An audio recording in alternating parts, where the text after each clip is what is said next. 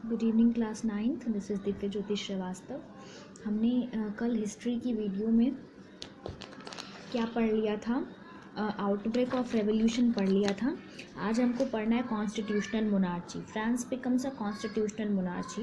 पहले हम ये समझ लेते हैं कि कॉन्स्टिट्यूशनल मोनार्ची होती क्या है। देखिए, मोनार्ची का मतलब कि जब प्रजा जो है एक राजा के द्वारा क्या की जाती है, गवर्न की जाती है। ठीक है, प्रजा वही करती है जो राजा चाहता है। लेकिन कॉन्स्टिट्यूशनल मोनार्ची का मतलब ये है कि राजा को भी क्या कर दिया जाता है, बाध्य कर दिया जाता है कॉन्स्टिट्यूशन के थ्रू। उसके लिए भी नियम बना दिए जाते हैं, संविधान बनाया जाता है और फिर राजा को उस संविधान के हिसाब से ही काम करना होता है। ठीक है, स्टार्ट करते हैं। तो देखिए 1791 में फ्रांस जो है वो नेशनल असेंबली जो है वो कॉन्स्टिट्यूशन दे देती है। ठीक है, और फ्रांस कॉन्स्टिट्यूशन को एक्सेप्ट कर लेता है। ठीक है, अब यहाँ पे जो मोनार्च है, जो राजा है, उसकी पावर को क्या कर दिया गया है, लिमिटेड कर दिया गया है। मतलब कि अब राजा को भी कॉन्स्टिट्यूशन या संविधान के हिसाब से ही काम करना पड़ेगा। और क्या किया गया है यहाँ पे क्या किया गया है, पावर्स जो है वो सेपरेटली डिवाइड कर दिए गए हैं, जुडिशरी, एग्जीक्यूटिव और लेजिस्लेटिव में। ये तीनों टर्म्स आपको मैंने पहले बता दिए हैं। ठीक है, तो यहाँ पे क्या किया गया है, जो जज बनाया गया, राजा मोनार्च है लेकिन कॉन्स्टिट्यूशनल मोनार्च हो गया है। जज किस में आ रहा है, जुडिशरी में आ रहा है। ठीक है, अब देखिए यहाँ पे सबको वोटिंग राइट्स दिए गए हैं। एक्टिव सिटीजन के पास वोटिंग पावर्स हैं। ठीक है, एक्टिव सिटीजन्स कौन से हैं, हाँ देखिए, अब सिटीजन्स को दो पार्ट्स में डिवाइड किया गया, एक एक्टिव सिटीजन और एक पैसिव सिटीजन। तो एक्टिव सिटीजन कौन से हैं, मैन अबव 25 ईयर्स। ठीक है, who paid taxes equal to at least 3 days of a labourers wage entitle to vote. ठीक है, वोट करने का अधिकार दिया गया एक्टिव सिटीजन्स को। ठीक है, और एक्टिव सिटीजन थे कौन, 25 साल से ऊपर के लोग। ठीक है, और जो 3 दिन की मजदूरी के बराबर क्या करते थे, टैक्स पे करते थे। ठीक है, जो 3 दिन की मजदूरी के बराबर टैक्स पे करते थे और 25 साल के ऊपर थे, उनको एक्टिव सिटीजन में रखा गया। और पैसिव सिटीजन में कौन आया, रिमेनिंग मैन एंड वुमेन। ठीक है, जो बचे हुए लोग थे, बचे हुए आदमी और औरतें थीं, वो पैसिव सिटीजन में रखे गए। ठीक है, declaration of right of man and citizen, यहाँ पे इन लोग को भी कुछ अधिकार दिए गए थे। ठीक है, तो अब यहाँ पे फ्रांस ऐसी मोनार्ची, कॉन्स्टिट्यूशनल मोनार्ची हो गई थी। ठीक है, अब देखिए क्या हुआ था, France अबॉलिशेस monarchy and become Republic. ठीक है, अब यहाँ पे फ्रांस ने क्या किया था, फ्रांस ने मोनार्ची को अबॉलिश कर दिया था। ठीक है, फ्रांस के लोगों ने मोनार्ची को एक्सेप्ट करने से मना कर दिया था। मतलब अब वो एक राजा के थ्रू गवर्न नहीं होना चाहते थे, अब वो क्या, रिपब्लिक होना चाहते थे। ठीक है, तो लुईस 16 ने सीक्रेटली प्लान किया था कि नेशनल असेंबली को ओवरथ्रो कर देंगे किंग ऑफ प्रूशिया के साथ मिलकर। ठीक है, और अदर जो दूसरे शासक थे, उन्होंने भी लुईस 16 की पूरी हेल्प की थी। दूसरे शासक कौन थे, ऑस्ट्रिया के शासक। ऑस्ट्रिया से लुईस 16 का क्या रिलेशन था, ये आप लोग मुझे कमेंट सेक्शन में बताएंगे। ओके, उसके बाद देखिए, लेकिन लुईस 16 की ये चाल कामयाब हो पाती, उससे पहले क्या हुआ था कि नेशनल असेंबली ने वॉर डिक्लेयर कर दिया। किसके अगेंस्ट, प्रूशिया और ऑस्ट्रिया के अगेंस्ट।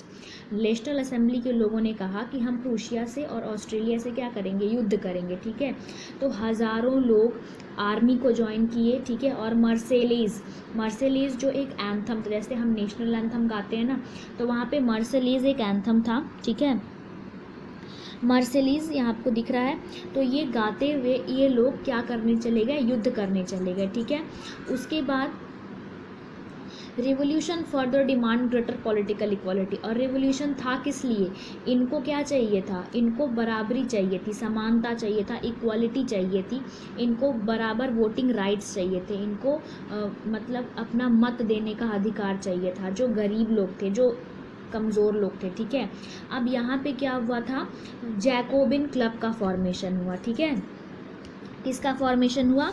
जैकोबिन क्लब का फॉर्मेशन हुआ। जैकोबिन क्लब का नाम किस पे पड़ा था? पेरिस में सेंट जैकब एक जगह थी, ठीक है, तो वहाँ के नाम पर इसका नाम पड़ा जैकोबिन क्लब। जैकोबिन क्लब के मेंबर्स कौन थे, मतलब इसमें कौन लोग थे? जो लोग सोसाइटी के थर्ड स्टेट के ही वो लोग जो कम पढ़े लिखे थे, जैसे मैंने आपको बताया था कि थर्ड स्टेट के कुछ लोग पढ़ लिख लिए थे, ठीक है, उन्होंने नेशनल असेंबली बनाई थी, लेकिन कुछ लोग अभी भी ऐसे ही थे जो गरीब थे, जो कमज़ोर थे, जो अनपढ़ थे, ठीक है, तो उन लोगों ने क्या किया? जैकोबिन क्लब बनाया। क्या बनाया? जैकोबिन क्लब बनाया। जैकोबिन क्लब के लीडर थे मैक्सिमिलियन रॉबिस्पायर, ये बहुत इंपॉर्टेंट है। नेशनल असेंबली के वो कौन थे? लीडर्स कौन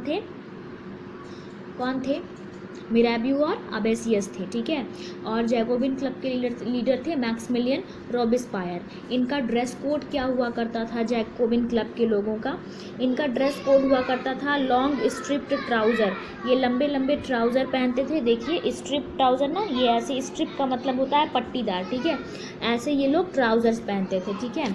अब उसके बाद देखिए समर ऑफ 1792 के समर की बात, मतलब गर्मी की बात की जा रही है।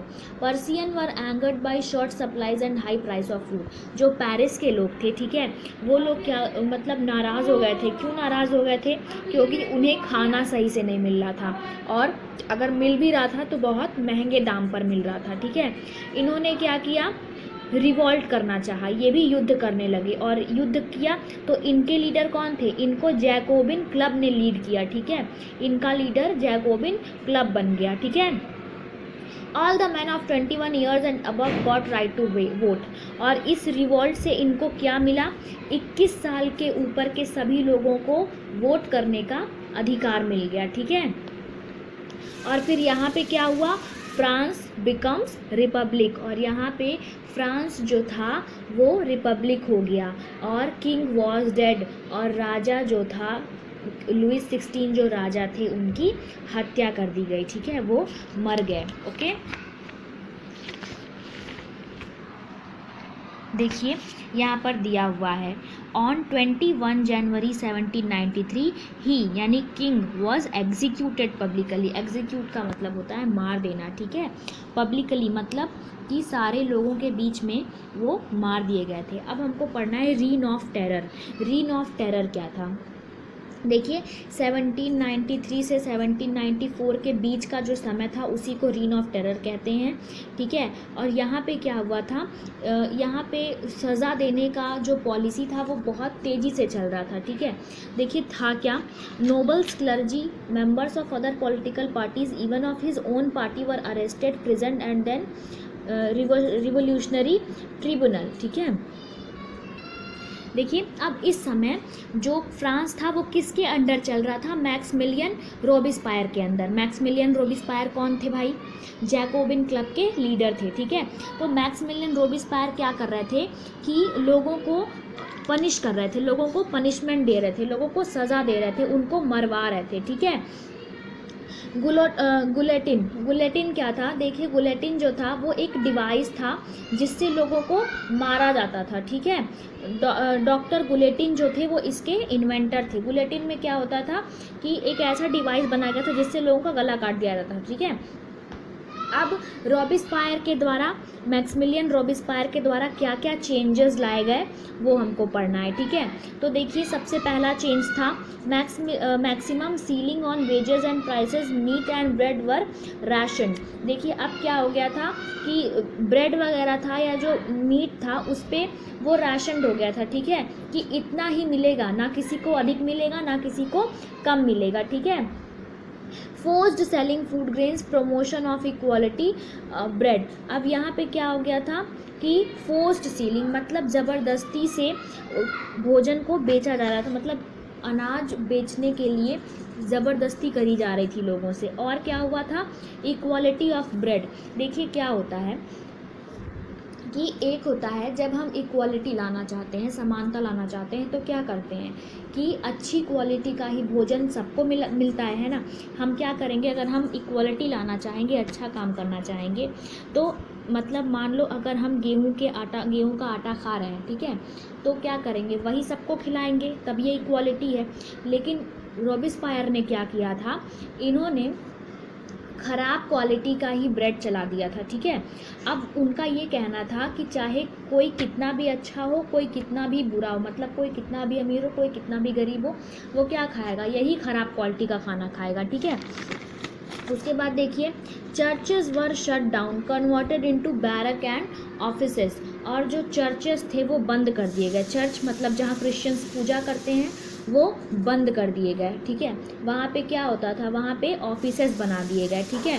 उसके बाद Robespierre was convicted by court in July 1794, he was punished for death. लेकिन भाई किसी का अत्याचार कब तक चलेगा, तो 1794 में क्या हुआ था, रॉबिस्पायर को जज ने मतलब कोर्ट ने क्या किया था, इनको डेथ मतलब दे दी थी, इनको पनिशमेंट के मृत्यु दंड मिला था इनको, ठीक है। इनको ऑर्डर दिया गया था कि इनकी हत्या कर दी जाए, मतलब इनको हैंग ओवर कर दिया जाए, इनको हैंग कर दिया जाए, इनको फांसी दे दी जाए, ठीक है।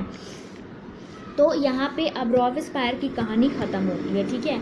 आगे हम और पढ़ेंगे डायरेक्टरी रूल्स, फ्रांस के अबोलिशन ऑफ स्लेवरी और रेवोल्यूशन और एवरीडे लाइफ, या वुमेन्स का रोल रेवोल्यूशन में, ठीक है।